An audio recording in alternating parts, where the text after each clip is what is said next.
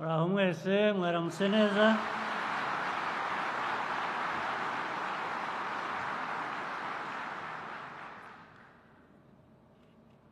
Ndishimye kuba twabonye umwanya twese uko turi hano kugira ngo dukore iyi nama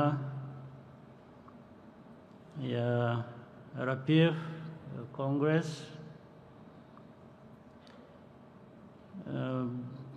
Inama rero nk'izi zibaye nyinshi kenshi, ndizera ko buri nama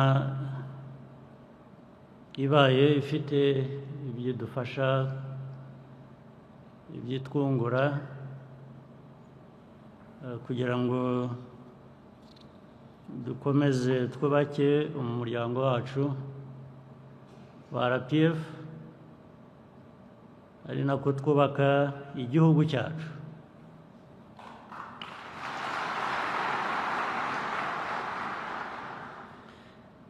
Inama uko nzumva rero yewe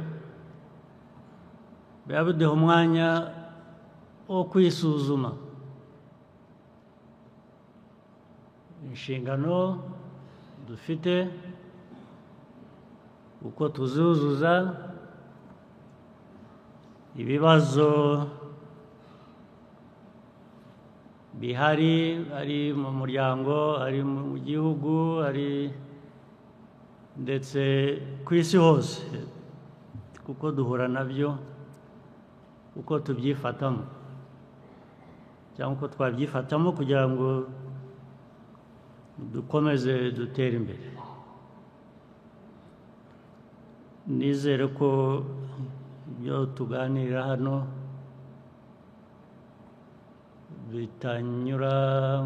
bitinjirira mu gutwi kumwe bigasohokera mu kundi gutwi, hanyuma hagati aho y'amatwi yombi tugasigarana ubusa. Ubundi biba bikwiye kuba tugumamo kugira ngo tubikoreshe kubaka no kwiyubaka.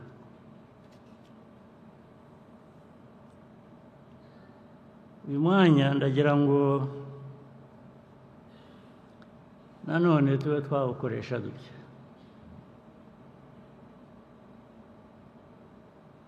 dutega amatwi, dutegane amatwi, dutekereze,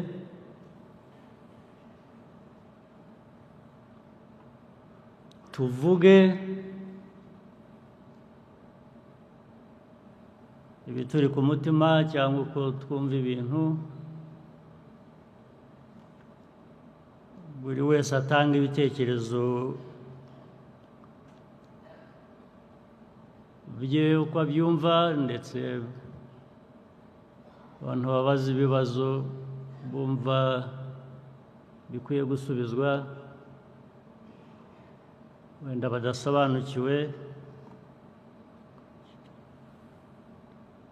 bijyane ubundi n'umuco dukwiye kuba dufite.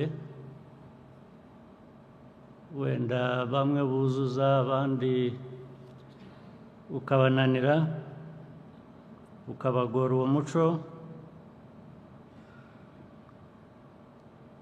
Ubundi muri RPF cyangwa ibindi byose dukwiriye kuba dukora mu kubaka igihugu cyacu,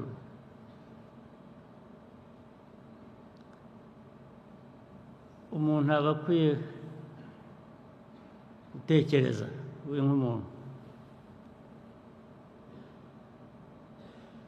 wese akitekereza, agatekereza inshingano afite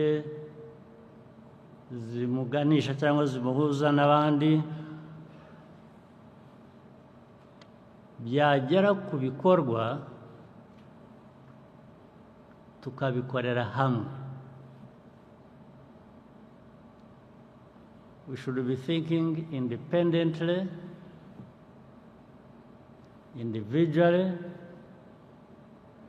but most importantly, act collectively nibwo bigira akamaro, nibwo bigira umusaruro, kuko ko turi hano twese buri wese afite ibimureba ku giti cye, ubuzima bwe, ariko ko duhuriye hano biratwibutsa ko nyine dufite byinshi duhuriyeho. Mu bikorwa rero niho hambere dukwiye kuba duhurira. Ntibibujije abantu no gutekereza hamwe, ariko muri bya bikorwa niho bigaragarira, niho bizira, ariko bitabujije umuntu gutekereza ku giti cye ndetse gukora ibimureba uko abyifuza. Ariko hano ni ibintu bibiri bihura, ni ibitureba nk'abantu buri umwe ku giti cye, ariko noneho ni ibitureba dukwiriye kuba dukorera igihugu cyacu, Abanyarwanda n'abandi bose batuye u Rwanda.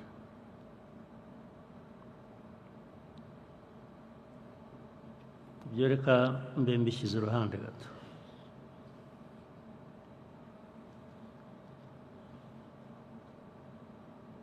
Musubire ku byo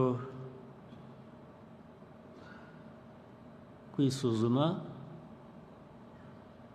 gushaka uburyo RPF ibaruta mu myaka benshi muri mwe,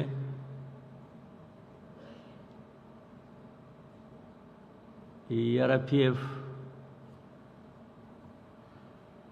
iyo myaka imaze yagiye ihinduka, igomba guhinduka.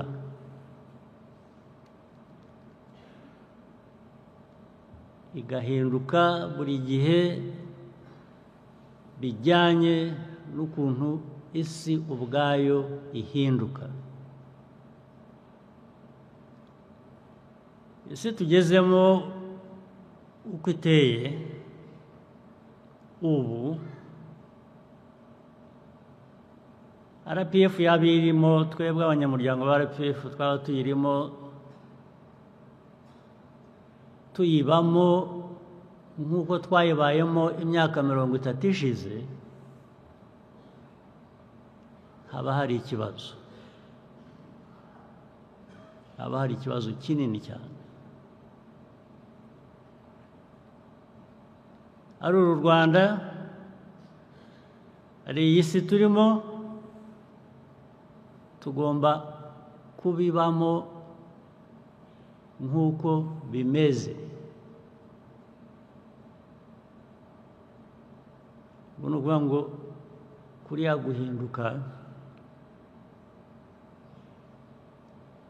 kutugiraho ingaruka iyo utajyanye n'iyo mpinduka, byakwica ugapfa neza ukabura no guhamba.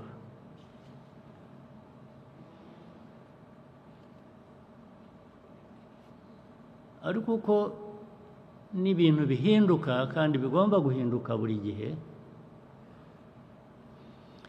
ntabwo bihinduka byose, hari ikidahinduka.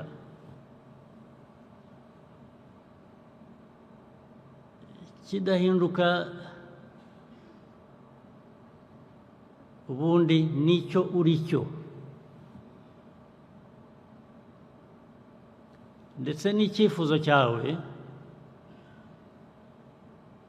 cy'uko ukwiriye kuba ubaho cyangwa wumva ibintu bijyanye n'iyo mpinduka. Hari ikidahinduka.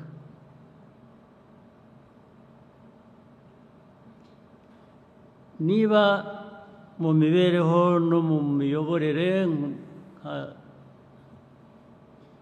RPF turi hano, y'iki gihugu, igihugu cyacu ko nacyo cyagiye gihinduka. Niba twaravuze ngo hari ikintu kimwe cy'inshingano dufite, politiki, imiyoborere bizima ni ibihe? Reka mvuge nko mu miyoborere, mu bintu bizima dukwiye kuba dukora, kugira ngo biri no mu mateka yacu no mu mvugo yacu no mu ngiro twifuza. RPF yaravuze ngo tugomba kurwanya ruswa.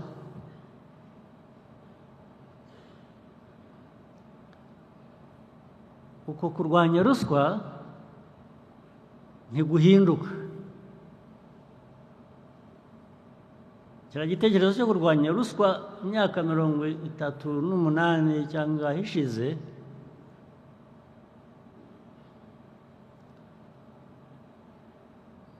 ntabwo cyahinduka ngo tuvuge ngo noneho ntitugiye kuyirwanya kubera ko twagiye mu gihe cyemera ruswa. Sinzi icyo gihe cyari cyo. Ahubwo igihinduka ni uburyo wakoresha kugira ngo uyirwanye. Ariko kurwanya ruswa ntibihinduka.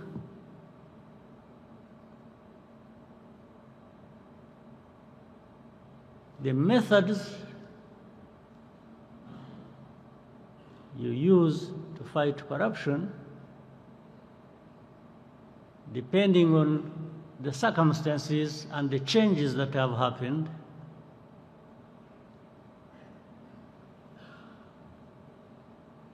may change.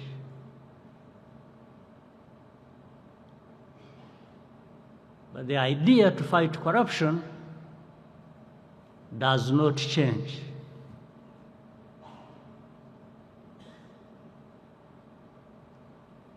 Icyo ndibwira ko ari urugero twakoresha, icyo navugaga bijyanye n'impinduka,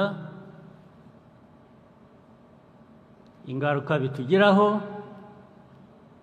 ariko n'ukuntu hari ibyo tugomba kugenda duhindura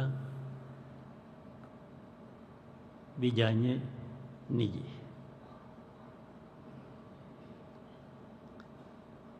RPF rero n'abakadre bayo natwe twese abayobozi ku nzego zitandukanye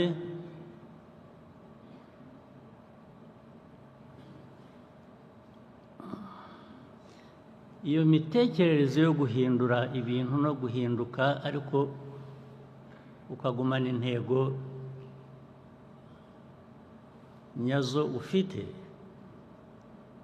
hari ubwo tutabyumva neza cyangwa tutabyumva kimwe, ariko nanone iteka hari uburyo mu muryango nk'uyu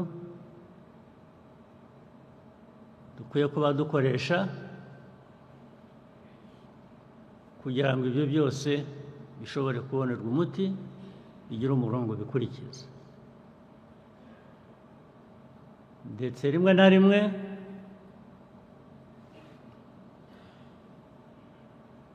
niyo mpamvu buri gihe imyaka 5, 10, 20 hagenda haboneka abo bigora kujyana n'ihame rya RPF rituyobora, ririmo ibindi bice, bakagenda batakara mu nzira.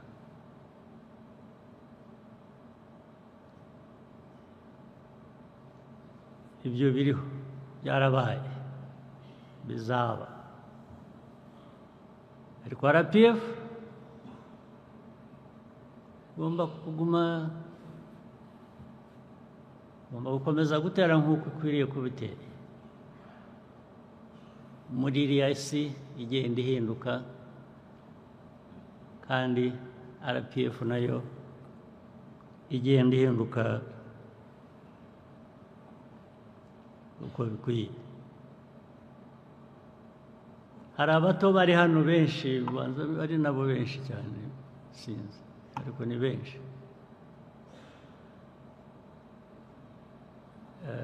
RPF yabayeho bataravuka, ndetse urugamba rwashingiye kuri RPF rwabohoje igihugu rukaba kugira ngo gihinduke.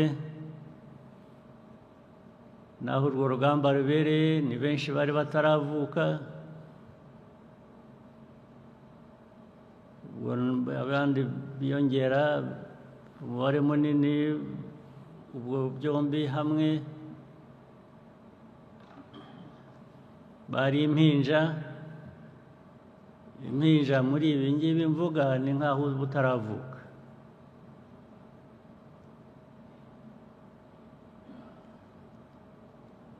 Ariko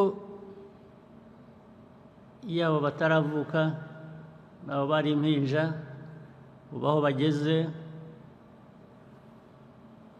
bari hano, ni abayobozi mu rwego rumwe cyangwa urundi, niyo badafite inshingano runaka mu nzego izi n'izi, gushaka kuba umuyobozi unihereho wiyobore,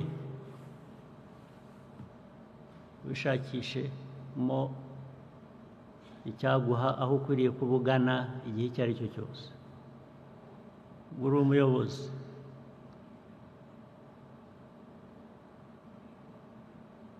iyo urwo rubyiruko rugenda rukura,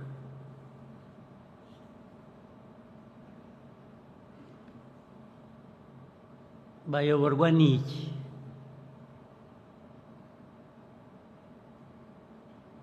Bareba he? Bashakisha he ikibafasha kumenya aho bagana?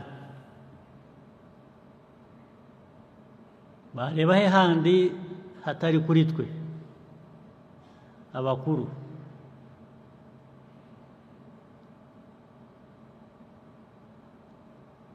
Iyi myifatire yacu twebwe abakuru itari mizima, ubwo hazarokoka bangahe kuri abo ngabo baturebamo bakadushakamo icyabayobora mu buzima bwabo, ikizatuma ndetse bashobora kuyobora igihugu cyabo igihe cyabo cyageze. N'ubu bamwe kuri bo igihe cyarageze, babihera he badahera kuri ariya mateka na ya mikorere na ya myumvire twavuze mu mwanya ushize? Bahera he? Inshingano rero dufite ni inshingano iremereye cyane, ntabwo ari ibintu biza hano gusa abantu bakaramukanya bagahoberana ntibaherukana, twarangiza tugataha tugasubira uko twaje hano. Niho navugiraga ko n'uyu mwanya biba bikwiye kuduha muri twe kwisuzuma no gutekereza ibyo dukwiye kuba dukora n'aho tugana.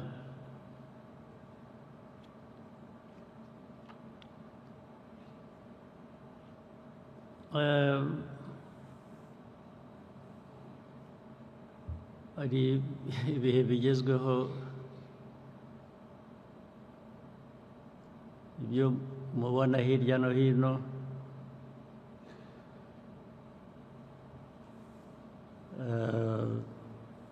nabyo bya politiki bijyanye na politiki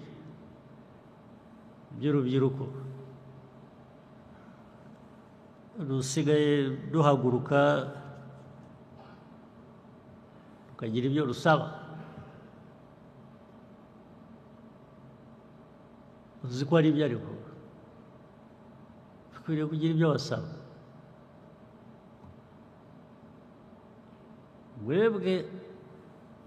twebwe RPF tugomba gutegereza ko hari twibutsa ko hari ibyo bagomba kubidusaba, ubwo twaba twarujuje inshingano zacu, inshingano twiyemeje. aho abantu barinda kuguhagurukana bakakubwira ngo turashaka iki, ubwo ni ukuvuga ngo twarakibuze, ntacyo waduhaye. nibyo igihe bafite ibyo bahaguruka basaba barwanira uko babikora kose, njye ndabyumva. ndetse icyo bivuze, impamvu nabyumva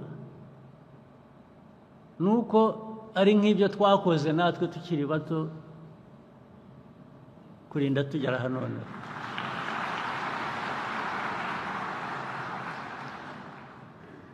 urugamba rwa RPF, amateka ya RPF ni iki kiyagize. ni ukuvuga ngo hari ibyo ugomba kubimpa. abantu bakoresha wenda uburyo butandukanye, ariko ni bimwe. kumpa uburenganzira bwanjye, ibyo ntabwo ari byo ngomba kugusaba nkapfukama. hapana, tagombana kabisa, tapigana. Can't beg anybody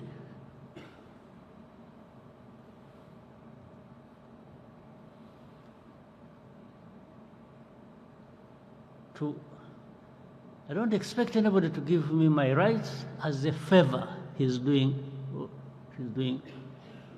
to me. Hapana.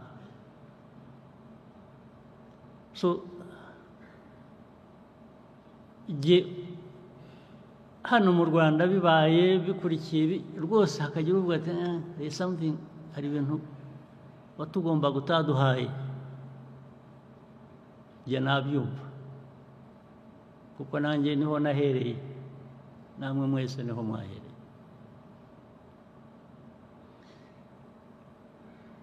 But then inama nk'iyi, umuryango nk'uyu, ikitugize kitubeshejeho, inshingano dufite ni ukugira ngo igihe ari twe turaha muri iyi myanya, tutazagira uwo twibwira ko azagomba kudusaba ko tumuha uburenganzira. naho byaba ari ukwibagirwa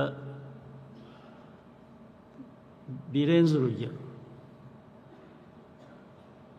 That would be insensitive.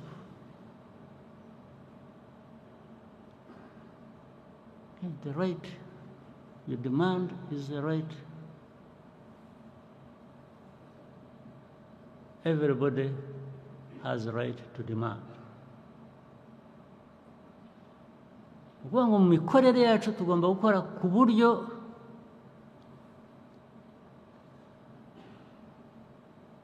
twibuka ngo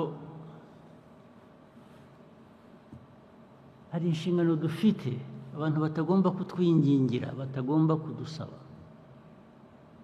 tugomba kubagezaho byanze bikunze.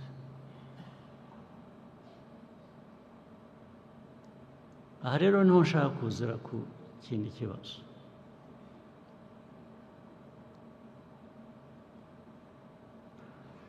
Ubu tumaze hano RPF tubaye muri leta, nitwe rwose ibintu byose bishingiyeho.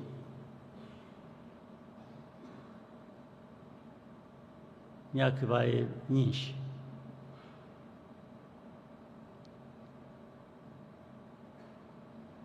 Tujye twisuzuma buri gihe turebe ukuntu twuzuza iyo nshingano. Ndahera ku miyoborere, ku mikorere,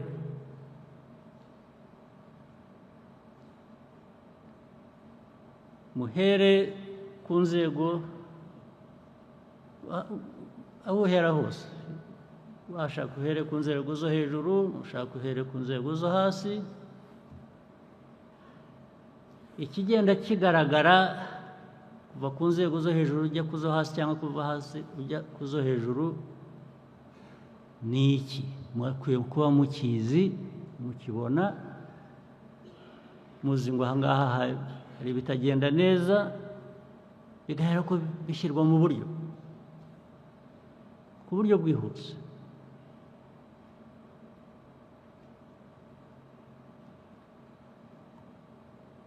Mwe murabizi kundusha, mwari mukwiye kuba mubizi kundusha, mugenda hirya no hino kundusha, muhura n'inzego zitandukanye, iyo mushaka za serivisi n'ibindi, murandusha kubibona, kubyumva, kubimenya, ndetse n'ingaruka bibageraho.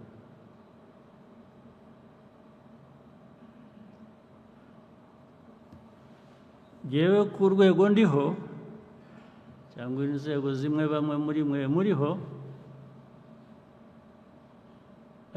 zibahuma amaso.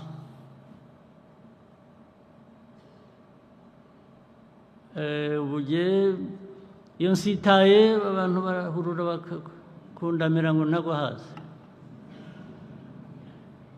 Nakorora bakiruka bajya kunshakira umuti.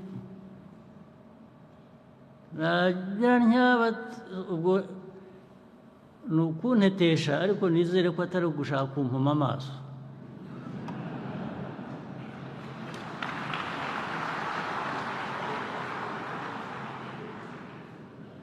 Kuko ibyo bamwe bakora bagira batya nibyo buri muntu wese ashaka kuba byamukorerwa.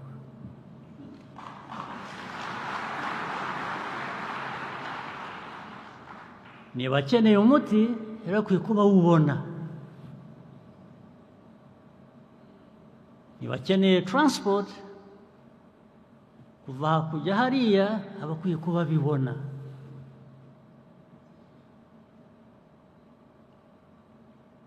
Niba ashaka amashuri y'umwana, aba akwiriye kuba ayabona.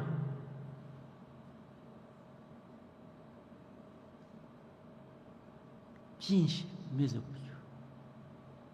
Ibyo tubibaza nde? Tubibaza nde batari mwe, ndetse kugira ngo bitazarinda kuvamo ko hari abababaza ku ngufu.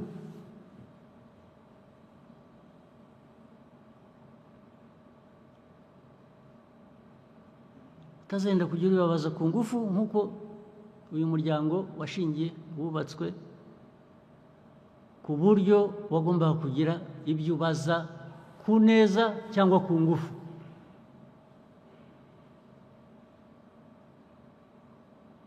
Buri muntu wese afite uburenganzira.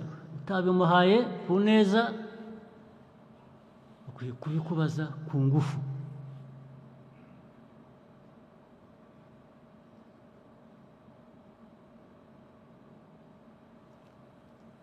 Rero iyo mwe mujyaho ukumva mu giturage iyo ngiyo bakajyaho bagahwihwisa bakavuga umuyobozi wabo kuri urwo rwego bariho bavuga uriya hari uwabwira se yewe ibintu byose arikanyiza kirarya ugana hariya wajya gusaba serivisi cya mbere ntibakwitayeho asanga umuntu umukobwa umuhungu yicaye aho ngaho yibereye kuri telefone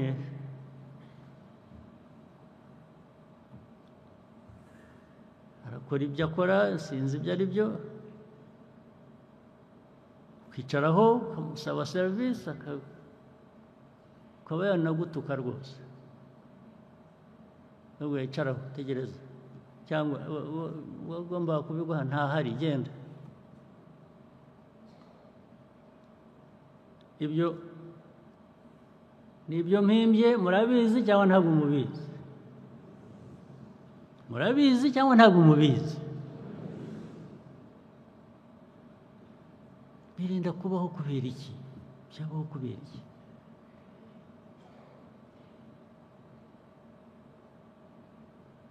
cyabaho kubera iki buri mwebwe bayobozi ari abari hano ari abatari hano banyumva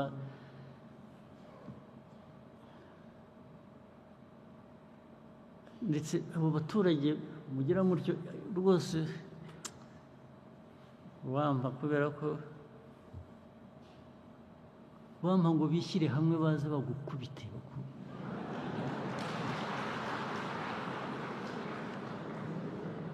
rwose bakagira uruhande bagashaka inkoni bakaza bakagukubita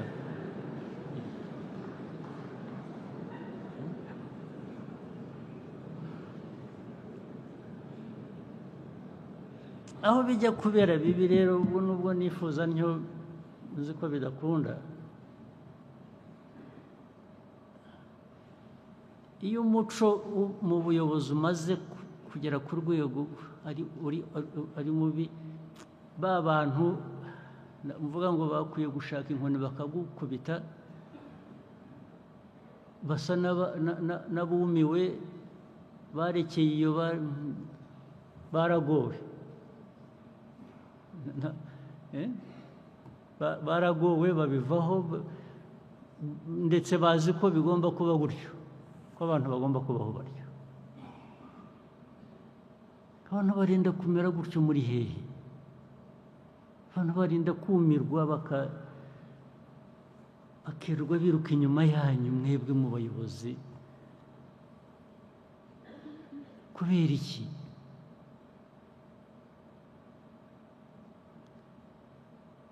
ariko ngiye kamabwiye iyo wamenye ndamukubita rwose ntabwo wamenye gukora ibyo ngibyo mujyaho mukamutetesha ariko iyo namumenye ntarara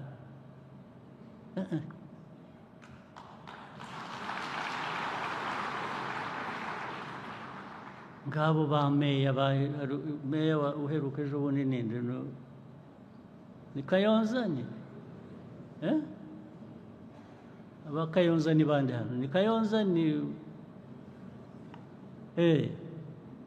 habaye iki local government minister ari hano yes habaye iki muri Kayonza ubwo rega nabwo ndavuga urugero rumwe mu ngero igihumbi nazibaha ariko reka duhere kuri urwo ngo Your Excellency muri Kayonza habaye ikibazo cy'ubuyobozi butita ku baturage kutamenya ibibazo bafite ariko no kudakorana kutumvikana hagati y'abayobozi bituma rero bapfiki hagati yabo icyo batumvikanaho ni iki nuko nibyo bagabana baba bibye ni iki ni abayobozi batavugana navuga ko ari imico mibi yo kudakorana bigatuma n'ibyo bashinzwe gukurikirana mu kwita ku bibazo by'abaturage nabyo bidindira abaturage bakabura uwo batabaza kandi abayobozi bahari nyuma byaje kugenda gute cyavuyemo nuko abaturage kubera kuburira icyizere abo bayobozi bageze aho bitabaza abahisi n'abagenzi by'umwihariko ku bibazo by'amapfa yari yatewe n'izuba ryinshi. Izuba se uwo muyobozi yari gutanga izuba ntabwo ari byo ndavuga yakoraga byaje kubaviramo uko byaje kuba n'iki. Yes sir, bifite aho bihuriye kubera yuko ubusanzwe abaturage bagaragaje ko bafite ikibazo ko bashonje, leta ifite uburyo yabagoboka, ariko icyo gihe kubera ko abayobozi bari bahugiye mu kutumvikana ntabwo babashe kubikurikirana. Bari bahugiye mu ko bo batari bashonje, bo ntibari bashonjega nicyo kibazo. Yes sir. Ntibumva babaganyira bashonje,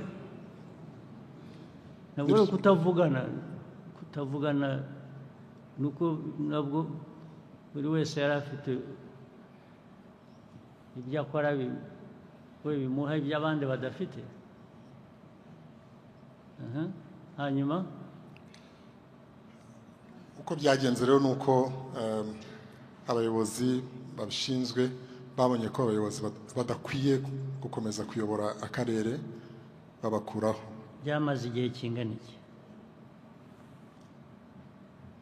Your Excellency, byamaze igihe kinini kuko baganirijwe inshuro nyinshi n'inzego zitandukanye, ariko gufata umwanzuro nyirizina wo kubakuraho ugeranije n'ibibazo byari bihari byaratinze. Yes, bitinda kubera iki mwebwe mwicaye aha ngaha ku muhanda? Ari abari muri minisiteri bashinzwe, ari abandi babibona, ari ku zindi nzego, birinda gutinda bikagira ubwo bigeze abantu hariya kubera iki?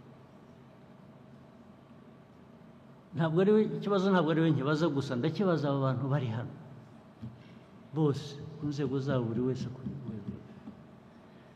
Icyo mbibabariza mwese ni uko ibi bivuzwe n'ubwo bivugwa i Kayonza biri n'ahandi hose bimeze gutyo. Biba mubireba mukabyihorera, nibyo binavugaga, kubera ko abayobozi bo baba badashonje, ntacyo babuze, ntabwo bita ku bandi bakeneye bo ibyo bashaka abo ngabo.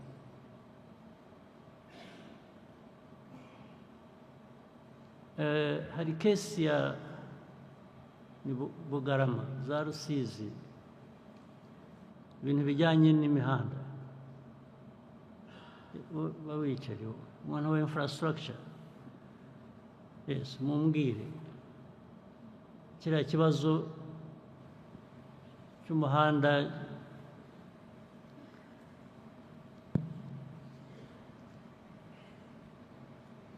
watengutse, usigaye nyirango usigaye warahindutse umurima, bahinga mu muhanda. Byarinze bigera hariya kubera iki? Icyo kintu icyo kibazo cy'umuhanda nyirango nakivuze hari ubundi igeze kujya ni 2017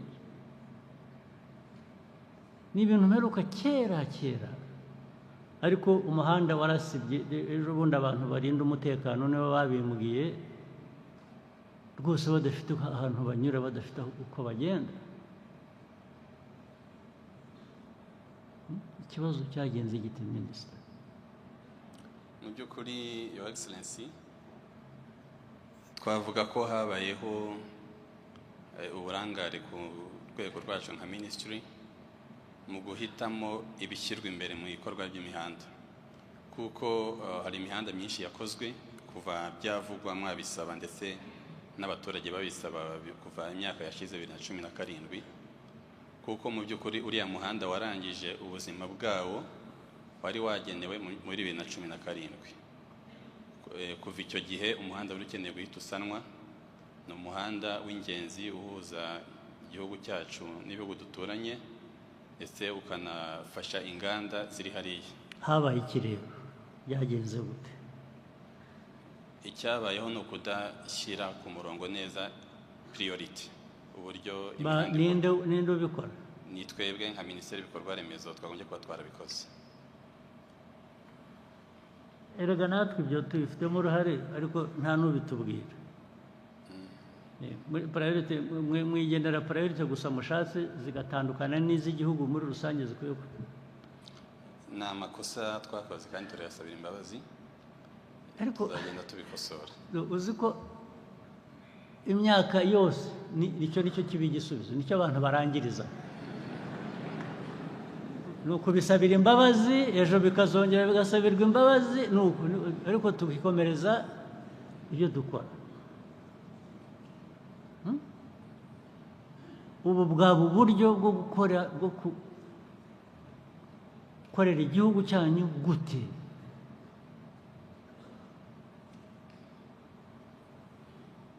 Ariko uravuga ko amafaranga yabuze yo gukora uwo muhanga? Ntabwo amafaranga yari yabuze, ahubwo ni ukudashyira ku murongo neza ngo tumenye ibikwiye guherwaho n'ibikurikira. Ibyo se bizakorwa nande? Tuzabikorerwa nande?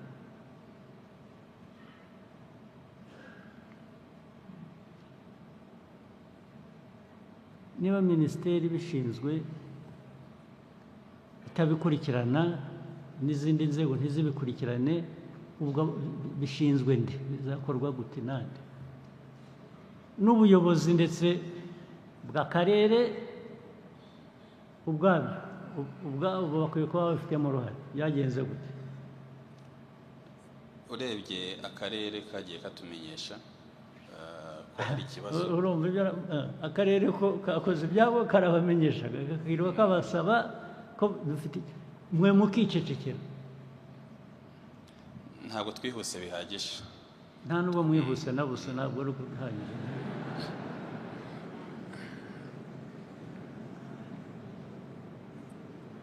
Ariko se ibi bigenda bigaruka, imyaka ikaba 5, ikaba 10, ikaba 15, ikaba 20, muragira ngo abantu bagire bati?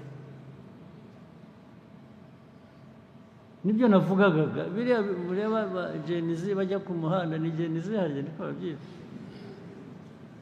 bagatera amabuye bakoze babampa ngo bankubitire, babirukanse ku manywa y'ihangwe. Nge nzi ko bazambabarira, ntabwo bazapfa nanjye.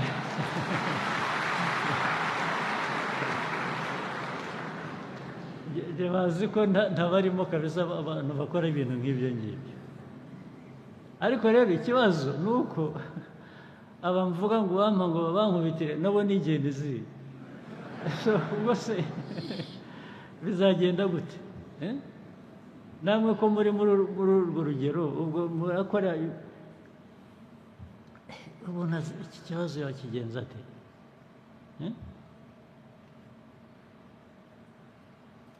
Ibintu byahoraho imyaka igashira, indi ikaza, muri aho mukabisabira imbabazi gusa. Uzi akantu kamwe maze kuvanamo muri ibyo bicaje,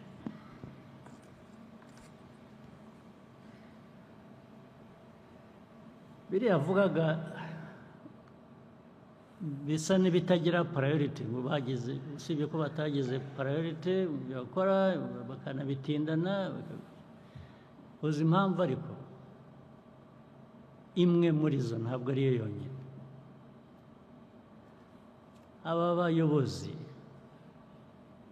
baba bato cyangwa baba bakuru, mu by'ukuri ntibahari. Ntabwo baba hano, ntabwo bahari. Ugiye kubara ingendo bagenda, bibera hanze mu conferences, bafite rero n'ibyo bakoresha. U Rwanda barugize igitangaza, ngo barashaka kureba babyita iki,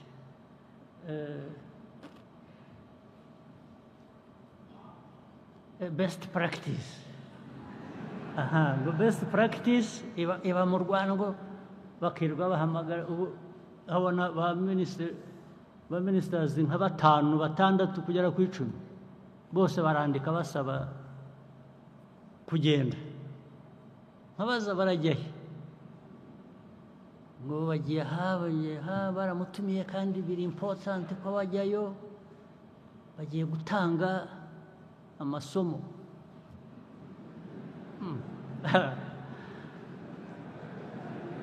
amasomo ujya gutanga se wowe yakumariye iki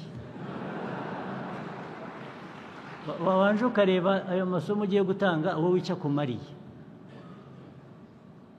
icyo navanye mu prime minister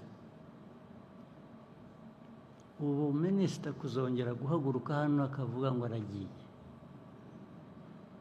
muzajya mubanza munsobanurire icyo agiye kuzana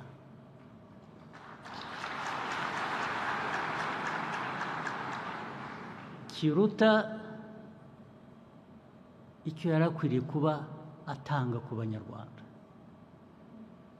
kuba ari hano ariko iri genda ryandambiye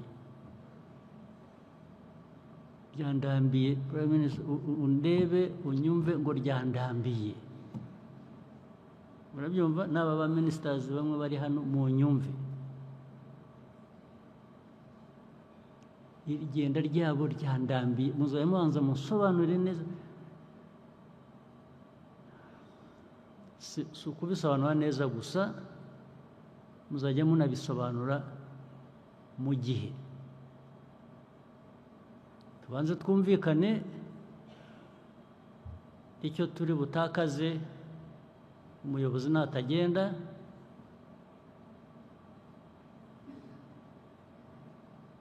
natajya hariya bamutumiye icyo turi butakaze ni iki ndashaka kukimenya ariko icyo gihe bikwibutsa n'icyo uri butakaze nibaramuka bagiye okay tubyumvikaneho turebe ikinyuranyo cyabyo ubu ndaza kubafunga rwose kubafungira kandi hamwe twashyize abayobozi ugasanga abaminisitiri babiri nko muri minisiteri sibyo ariko hakaba ubwo bagiye bose bombi uko ari babiri bitari minisiteri imwe bitari minisiteri yindi ya kabiri 3 4 bose bagiye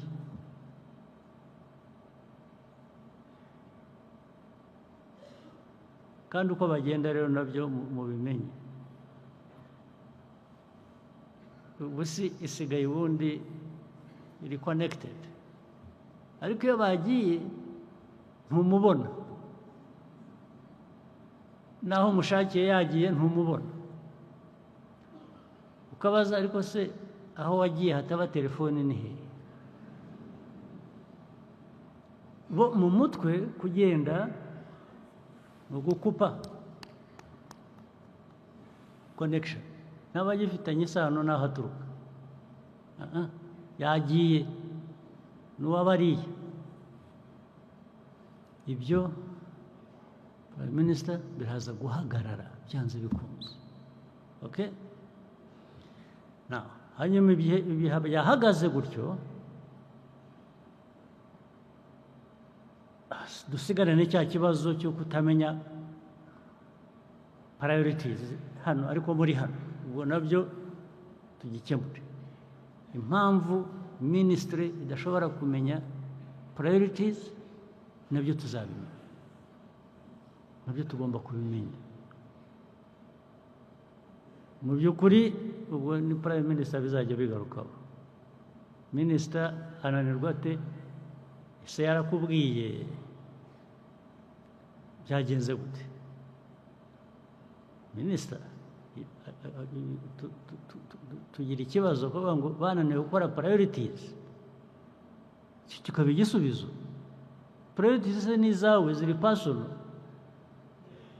umuhanda kanaka cyangwa igikorwa kanaka cyangwa hariya wananiwe guhitamo kugira priorities na cabinet twirirwamo buri gihe mu mezi tugira cabinet zingahe kuki utigeze ubishyira hano ngo uvuge uti mfite ibintu hano amikoro ntahagije ariko dufite ibintu bitugoye bingana bitya abantu bakagufasha kureba noneho priority ntabwo ziri personal ntabwo ari iz'umuntu ku giti cye ngo nuko ari umuyobozi runaka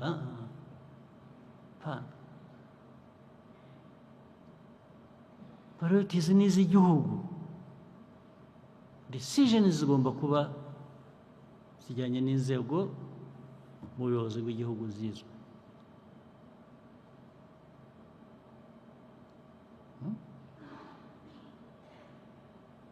ibi byose ndabitinda kubera iki nta kuntu RPF backbone niyo backbone y'iyi government y'ibikorwa y'amajyambere y'ibi byose aba bayobozi benshi tuvuga ni bamwe muri mwe ni kadazi muri mwe barangiza mukatubwira ngo nta makosa twananiwe kumenya priorities none kumenya priorities gute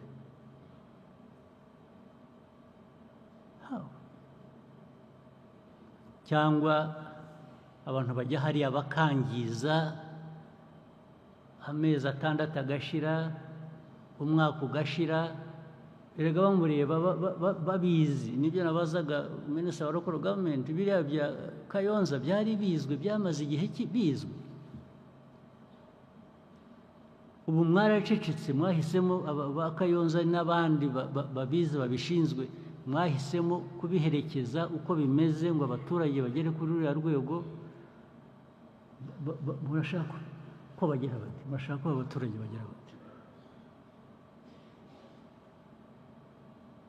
cyangwa murumva inshingano za nyirizi ubwo se bijyanye na RPF n'amatwara yayo mashya niki amatwara mashya ya RPF niki cyangwa n'aya mbere n'ubundi mugomba kuba mwarabeshya gatari ko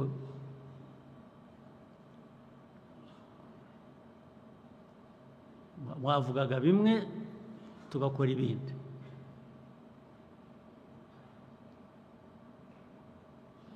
ibyo RPF bavuga iyo abantu bashaka impamvu hari apologies nazumvise hari izindi mpamvu ubu nitugaruka ku muryango nyakuri microphone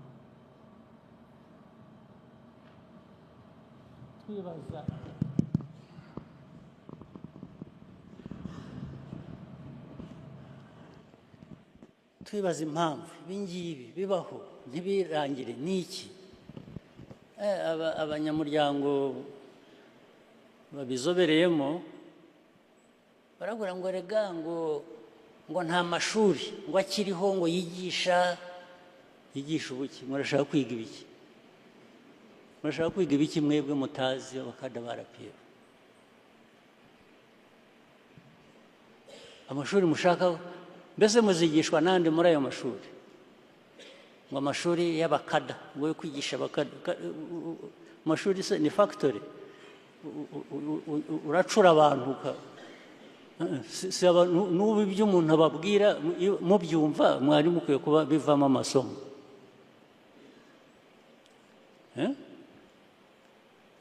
ko nshimye iby'amashuri atakiriho yigisha ubukada ntabwo ndabyumva ngewe muraza kubinsobanura kwigisha ubukada ni iki ababyize se bakwiriye kuba banigisha bo kuki nabo bakora ibyo ngibyo kandi bazajya banyuranye n'ibyo bazajya kwigisha what is the explanation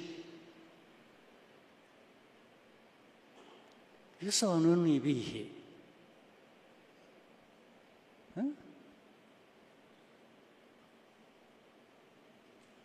ibintu bya corruption no mu nzego ahantu hose erega biriya abantu bajya gusaba serivisi bakabarangarana bakigira bakagura nta electricity hari ngo tukwandikire ibi bintu imunsi computer yapfuye ntabwo ikora buriyo ufashe inkoni ukamukubita electricity iraboneka irahera ku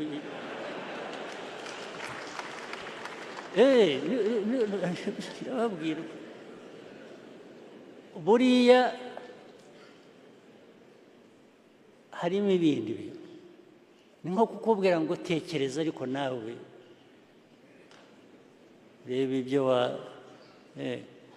reba ibyo wampa nkwihutishiriza kandi koko yabanje kukubwira ko electricity ntayihari computer yapfuye iki ukagira utyo ukamuha envelope arahera ko electricity irahera ko iraboneka ako kanya uwo mwanya electricity iraza ariko koko mwebwe bakada muri aha ngaha ku nzego izo ari zose ubuse tuvuge ngo mwe mu bahandi ibyo ntimubibona ubu murabibona mukabyemera bikababamo mukabyihanganira kuko mwarangiza mukaza hano ukeneye amashuri ukeneye amashuri umuntu kukubwira ngo ntuzafate ruswa iryo somo baryita irihe kuzajya kukubwira ntuzica abantu ntuzagire utya nibabaha Bibiliya akaba arizo musoma ibindi ibyo mutariga ibyo mutazi ibyo mutigishije ahubwo mwebwe mwarangiza mukanyuranya nabyo ni ibihe hagira umbwira ko ntabwo azi ko ariko aho mubano mu bindi bihugu bamwe bagenda muri ibyo bihugu cyangwa babayo cyangwa babayeyo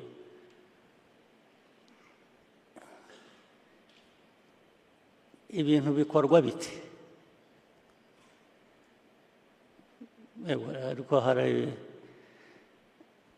ushobora ko hari aho mwabaye bikorwa gutyo hari abaturanyi dufite benshi bakora batyo sinzi niba mushaka kumera nkabo aricyo kibazo ariko uko RPF imeze uko tuyizi kandi twese hamwe na mbere hose amahame ya RPF tuzi yabaye tuzi ko ibyo ngibyo bibaho bikorwa ariko bidakwiriye gukorwa amahame yari ayo kutubuza gukora ibyo ngibyo ariko mukanga mukaba ari byo mukora ku manywa mukaba RPF nijoro mukaba kandi gukoresha ijambo ribi nanjye kuvuga ngo mukaba ibyo ntazi kubibana byombi kuba RPF ukaba n'icyo ntazi ntabwo bituranye rwose ntabwo bikwiye kubana ntabwo bikwiriye kuba bibana aberuye bo bareruye aberuye murabazi batuvuyemo baba ibyo ntazi nyine ibyo ni sawa ubwo abantu baba baratandukana nyine umwe agafata inzira y'undi agafata iyindi ariko iyacu inzira yacu ni hano ni RPF ni RPF ifite ikivuze niba mushaka kubiba subiramo ngira ngo secretariat cyangwa izindi nzego zizabakorere bwa TEPS bashyireho nk'uko twaririmbaga iyi ndirimbo babaririmbire amahame ya RPF mujye mukagendana mugashyire mu gutwi ugende wumva ibyo ngibyo urebe ko byajya bikwibutsa niba ari byo mukeneye ariko ibi bintu bihoraho bityo erega ubu turishimira ko hari byinshi bimaze kugerwaho ntabwo urebye imyaka 30 ishize ntawavuga ngo ntareba ko hari ibyakozwe ariko ibikwiye kuba byarakozwe iyo dukora neza dukora ibintu bizima iyo biza kuba byikubye inshuro ebyiri uko tumeze ubu mwari kubyanga mwari kuvuga ngo aho twihuse cyane n'ubu njya aba bantu mu kabineti nkabwira aba minisitazi baduhaye raporo y'ukuntu ubukungu bwakuze neza uyu mwaka turi ku 8.9%. nkababwira ariko murabizi iyo bitaza kubamo ibyo bibazo bimwe bavuga ngo bananiwe gukora priority n'ibindi by'uburangare hirya no hino n'ibyo bindi nkabaza minisitiri wa finance ubu iyo tubona 10% twajyaga kubabara if you can get 10%, why do you settle for 8%? Kuko 8% irashimishije iri hejuru ndetse ruta abandi hafi muri aka karere ariko iyuza kubera ko ufite ubushobozi ubwifitemo wajyaga kubona na 10%. Wanze 10% uravuga ngo reka ngendere kuri 8 ariko icyatumye utabona 10% ukabona 8 ni amakosa turimo dushobora kuba dukemura.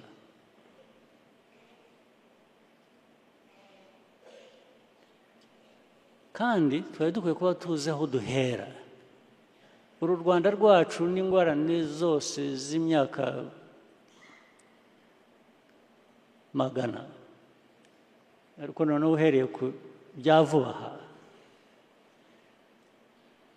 ubu mwumva kugira ngo tuzaveyo tugere aho dushaka keretse niba mudafite aho mushaka kugera ambition zacu zibizihe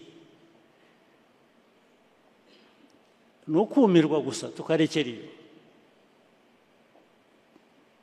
ariko ambition niba tuzifite ndetse tukaba dufite ibibazo bimwe bitari n'ibyacu ariko twikorera n'ibibazo by'abandi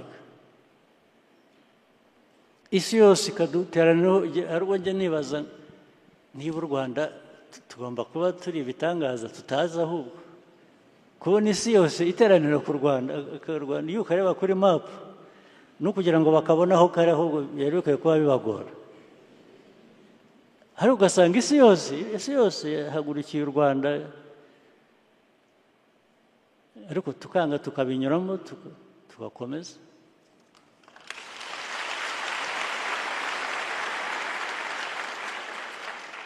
so kuba uteranirwaho n'ibibazo nk'ibyo byaba iby'amahanga byaba ibyawe wifitiye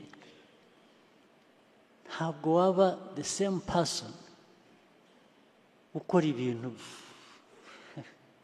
kwigoronzora ubwira abantu ko wibagiwe ko wagize ngo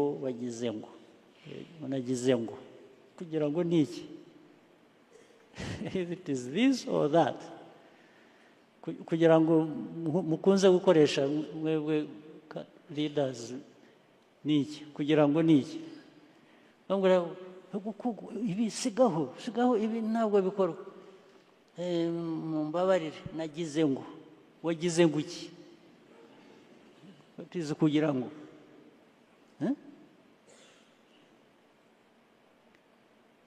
ibi byose mujye mubigarura kuri RPF muvuge ngo ariko ubundi ikintu RPF ikwiriye kwibutsa ni iki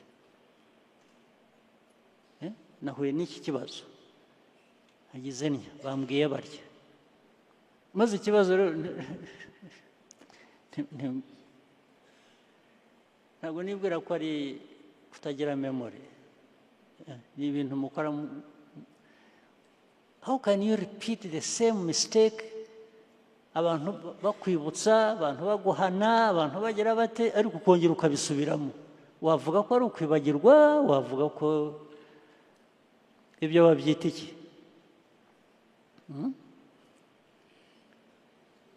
umuco uhinduka umuco mubi gusa wo gukora ibintu ubishaka uzi icyo ushaka ahubwo wenda abandi batabona.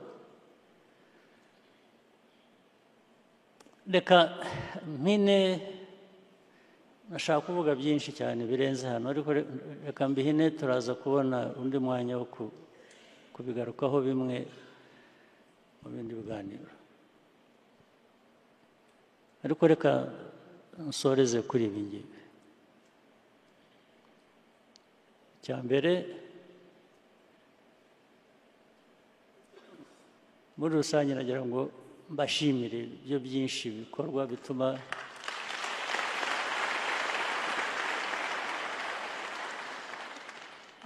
n'igihugu kigera aho kigeze no muri izo ntambara zose no mu biki bigomba kuba hari byinshi byiza dukora igihe ntabona nkatwarwa n'ibibi mbona bitwangiriza ariko ubwo ndabibashimiye. Mu nzego nshaka gushimira zindi inzego z'umutekano n'uburinzi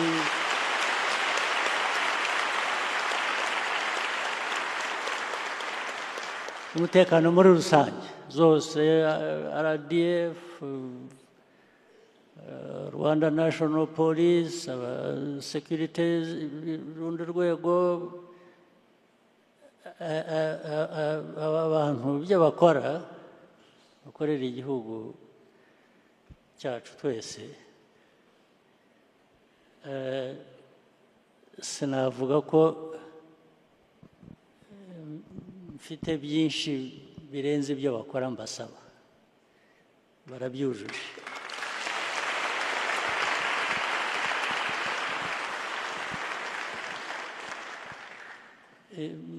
Bishyire mu rurimi rw'amahanga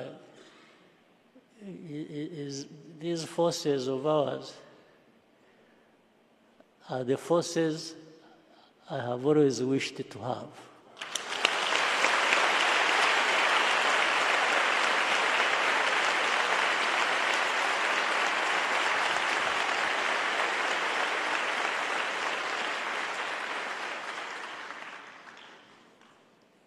Ariko noneho navuga ku baturage abaturage mureba u Rwanda dufite dukiniramo tugira ibyo tubakora byose sinzi ko hari igihugu gifite abaturage beza nk'abacu.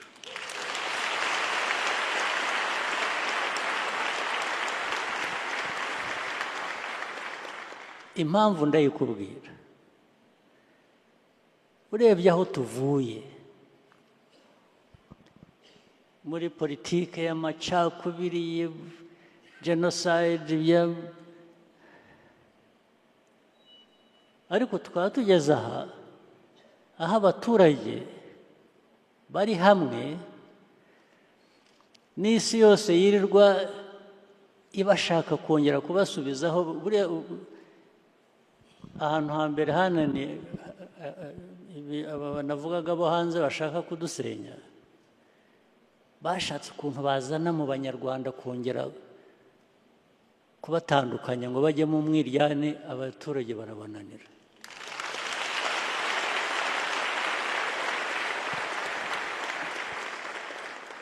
N'abariya bapfumbafu mureba bahunze igihugu bagenda baba hanze buriya nibo babanje gukoresha bakiri hano kubanza babanje ba dividing RPF bityo batandukanya abanyarwanda kwabwira bakaza bakabogeza bariya bose mureba bari za Amerika bari South Africa bari hehe barazaga ariko kabisa mwangiriye neza kwanga hakaza ubuntu buvuye i Burayi bukaza bahisamo ukareba umuntu ngo ariko wowe ngo uzi ko buriya ukwiye kuba ari wowe perezida ngo buriya kandi ngo wagize utya erega bikamujyamo ko ukwiye kuba perezida akabishaka ariko kubishaka si icyaha ariko hari inzira binyuramo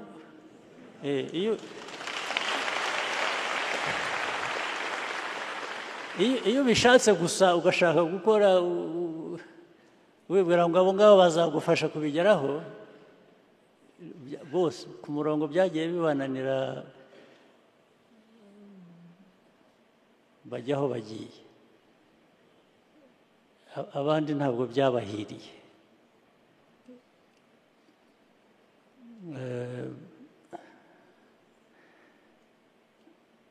abaturage ureba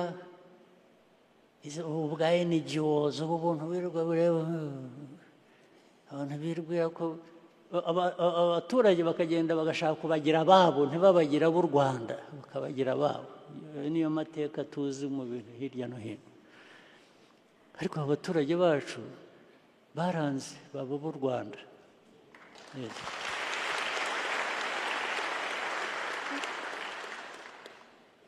aho rero niho namwe mubera akaga mu mbabaza kuba mufite abaturage bameze batyo mwarangiza mukabajyamo mukabakiniramo ntimubahe ibyo mubagomba ni icyaha rwose kidakwiye no kubabarirwa ni icyaha namwe benshi njya mbona mwemera ibintu by'amadini n'iki mwari mukwiye kubisabira imbabazi ku Mana cyangwa ikazabahana mu kimwe mukwiye kubihanirwa rwose ni bibi cyane ntabwo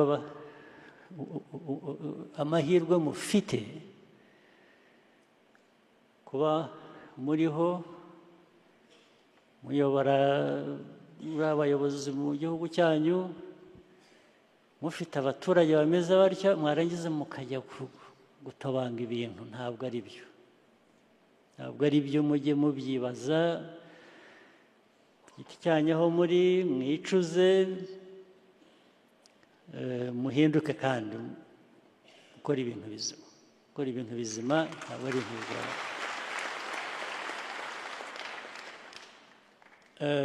nagira ngo nanone nshimire kandi nakire abadukorana mu gihugu hano hari abayobozi b'indi mitwe ya politiki bari hano mushoboye kuba mwahaguruka tukabareba niba muhari nagira ngo mbashimire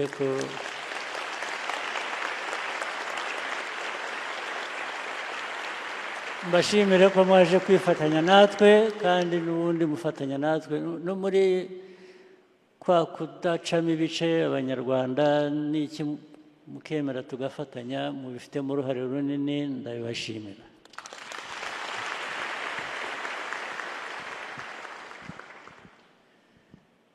nshaka gusorezaho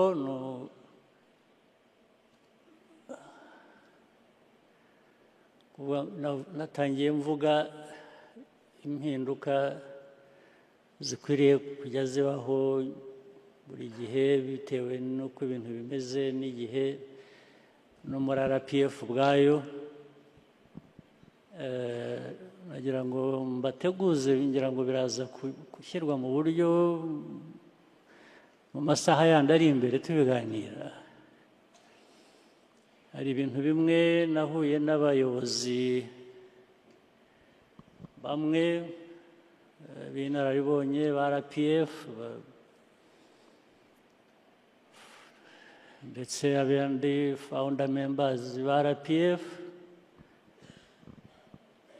mbasaba ikintu kimwe ikintu gitoya ntabwo cyari kigoranye ko twagira ibintu duhinduraho bike mu structure iyobora umuryango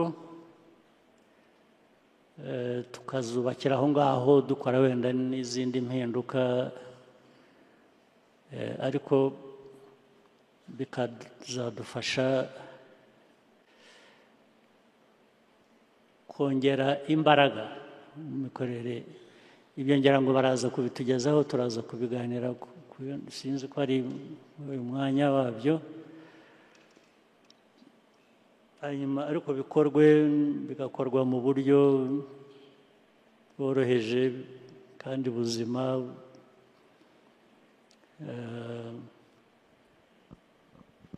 ubwo turaza kubigeraho. Hari icyo tutavuze nibagiwe, nari nzi ko ndi muganira nabo mu bihinduka no muri structure n'iki, nabwo dukwiye kuzashaka nko muri iyo gurupu nahuye nayo ya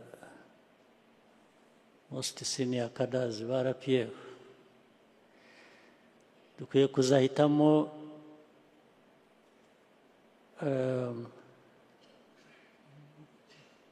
sinzi umubare uwo ari wo, wenda bake muri bo,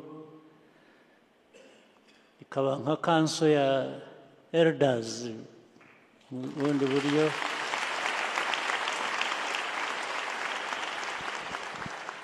ikagira uruhande ikajya igira ukuntu ireba ikavuga atari ku ikagira ukuntu ivuga yicaza umuntu igihe babona umuntu agenda adakoze ibirenge hasi, aguruka bakamubwira atari kugaruka hasi, kandagira hasi, reka kugendera mu kirere.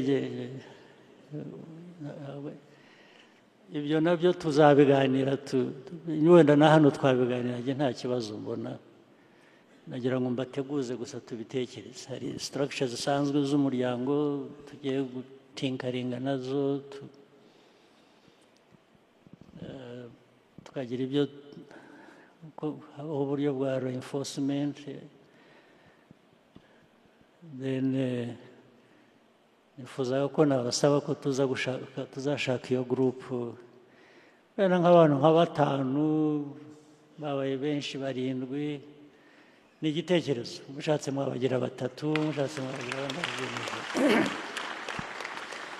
tukareba uko tubaha iyo nshingano yo kuba batari mu bintu day to day, ariko bari iruhande bareba, bakaba bakwibutsa umuntu atari ko itonde,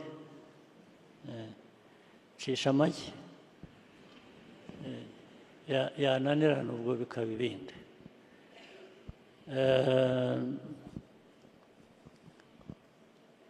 Icyo nashaka kwibagirwa mpora nsubiramo buri munsi, ndongera mbabwire mwese abari aha, dukwiye gushyiraho uburyo tukamenya kuvuga Ikinyarwanda.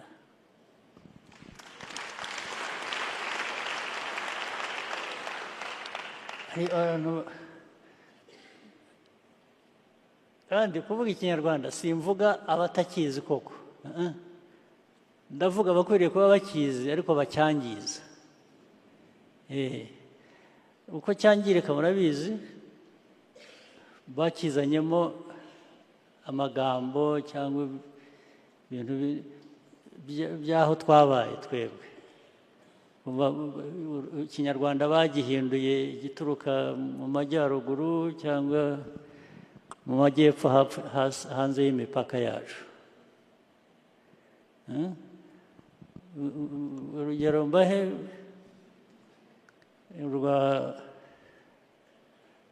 hari ikintu mpora numva kikandya mu matwi nkagira ntya nkumva, nkabwira abantu maze nkunda no kucyumva. Nabonye CDS ari hano,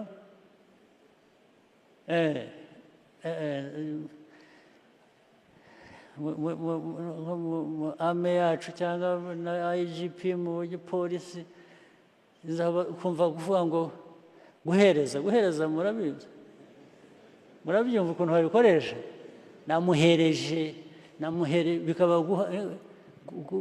guha bakabihindura guhereza. Nahaye umuntu iki, yampereje ntabwo ari Ikinyarwanda. Bihagarare, ariko ndavuga nk'ubu ngubu aho tuvugira aha bihagarare.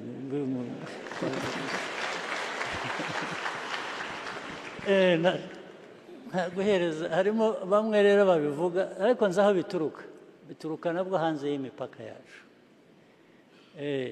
ndetse bibanza bijyana abazi ikinyankore ni bande banza biva mu kinyankore hari abantu bita mujya mwita ni abakonyine ni iki bari hano barapiyevu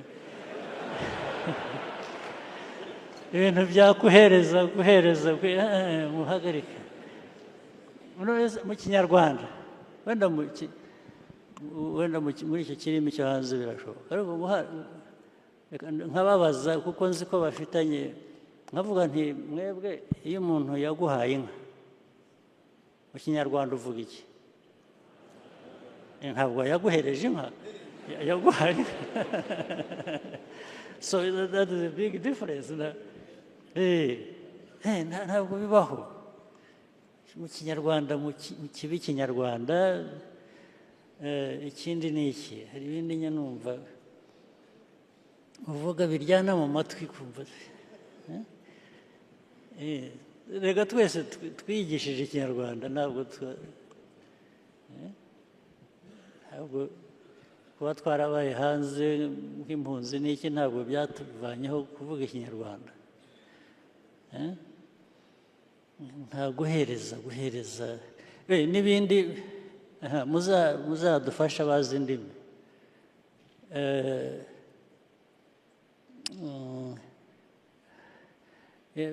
nashoje ibintu byose bikaba gusoza nabyo tuzamenye kurangiza ikintu no kugisoza bikoreshwa ryari cyangwa ryari ariko ibintu byose byabaye gusoza washoje nabyo bigomba kuba bifite ahandi bituruka ntabwo ibintu byose ari ugusoza gusoza bifite aho igihe bikoreshwa ibyo urangiza nabyo bifite igihe bikoreshwa ubwo ibyo byari iby'iruhande by'amarangamutima byanjye ariko nabyo mubyiteho bishobora kugira akamaro